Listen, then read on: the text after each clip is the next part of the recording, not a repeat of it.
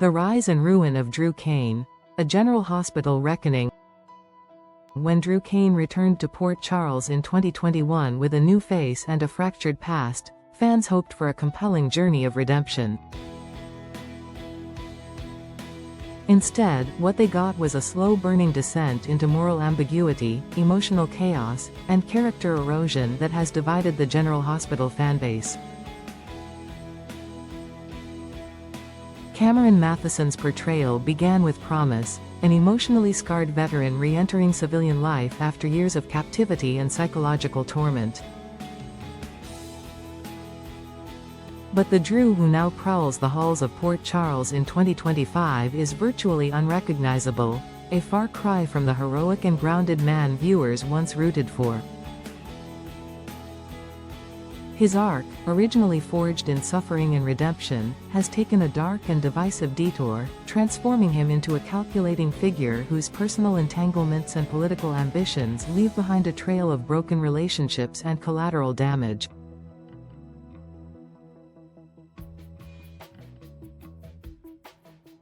Drew's re-emergence after captivity was supposed to be a homecoming. Victor Cassadine's grip on him had finally been broken, and he was back to reunite with his daughter, Scout, and other loved ones.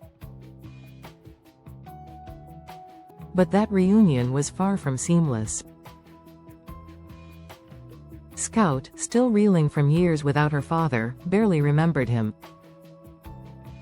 The emotional chasm between them was vast, and Drew's struggle with survivor's guilt, believing Jason had died in his place, only deepened his emotional disconnection.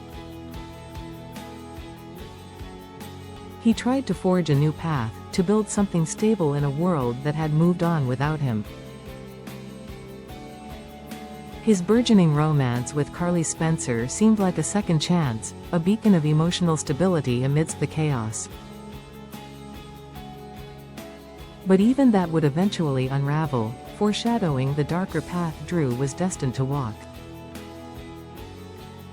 The insider trading scandal was the first public crack in Drew's reformed persona.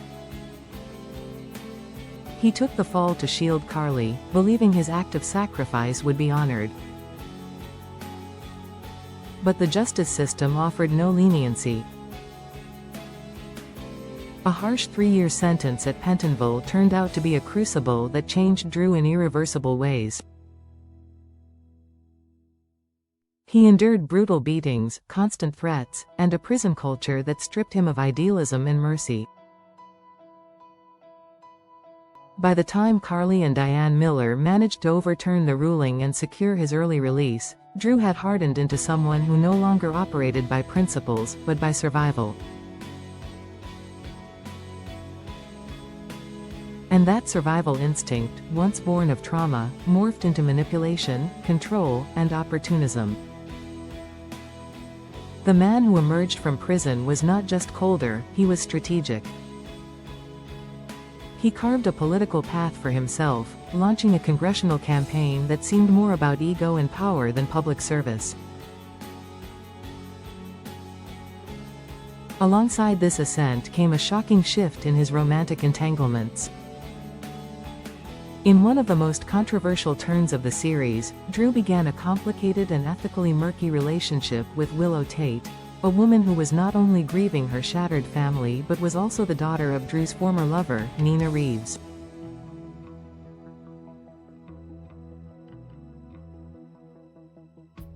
What began as 2 kisses soon escalated into a full-fledged affair, consummated in the most symbolically twisted of places, the Quartermaine nursery. It wasn't just a betrayal of Michael Corinthos, Willow's husband, or Nina, who had once leaned on Drew. It was a betrayal of family, of decency, of the very foundations Drew once stood on. This affair had catastrophic consequences. Michael, armed with damning legal and personal evidence, won full custody of both Wiley and baby Amelia. Willow was left childless, emotionally shattered, and publicly shamed. Meanwhile, Drew showed little remorse. Instead of reflection or apology, he doubled down, weaponizing Michael's own abandonment by telling Wiley that his father only returned for his newborn daughter with Sasha, another woman entangled in this grotesque web of emotional debris.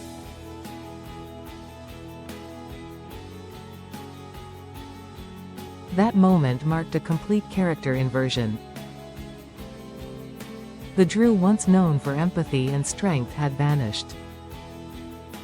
In his place stood a man capable of emotional cruelty, deception, and startling indifference to the lives he upended. The ripple effect of Drew's transformation has alienated nearly every major character around him. His friendship with Curtis Ashford dissolved amid ethical conflicts and mistrust. Portia Robinson, once an ally, could no longer overlook his moral decline. Even the Quartermaines, a family historically steeped in dysfunction yet bonded by blood, began to turn their backs. Drew, once seen as a stabilizing force, had become radioactive. And still, the question lingered, was this truly Drew Cain, or had something gone fundamentally wrong? Speculation runs rampant. Some fans cling to the theory that Drew suffered lasting neurological trauma from his time in Pentonville, with potential brain damage explaining his erratic behavior. Others suggest a more outlandish twist. That Drew is not Drew at all, but a resurrected Shiloh, Willow's former cult leader and abuser, wearing Drew's face and living out a final act of revenge.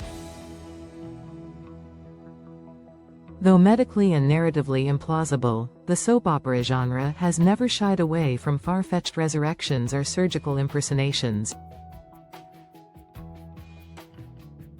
After all, Shiloh's death, flung into the sea by a flare gun fired by Sam, was confirmed by an autopsy and identification by Willow. But what if Victor Cassadine, in his final manipulations, had switched bodies or engineered something sinister to unleash Shiloh's legacy through Drew? Still, the simpler, and perhaps more unsettling, explanation may be that this is simply who Drew is now. The trauma changed him. The prison time embittered him. And the freedom he thought he earned led him to believe he no longer had to play by anyone else's rules.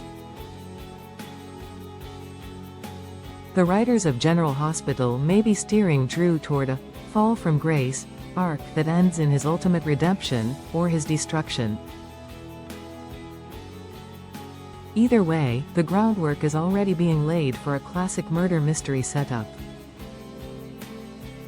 As Drew's actions pile up enemies, betrayals, and emotional casualties, one can't help but wonder if the next great storyline won't be about his ambitions, but about his demise.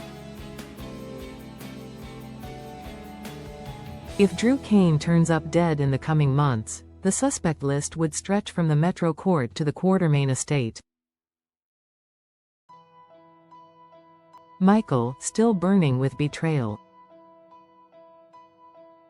Willow, devastated and emotionally fragile.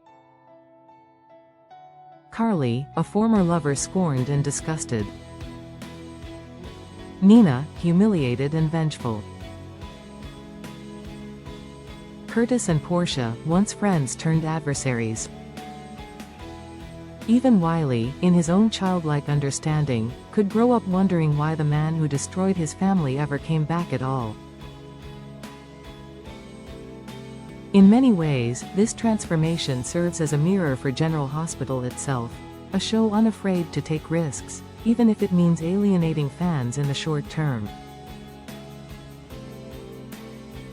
Whether Drew's descent is part of a long game or a character assassination gone too far remains to be seen. But one thing is certain, the Drew Cain of today is no longer a victim of circumstance. He is a storm in motion, unraveling lives with every move. And when the dust finally settles, Port Charles may never be the same again.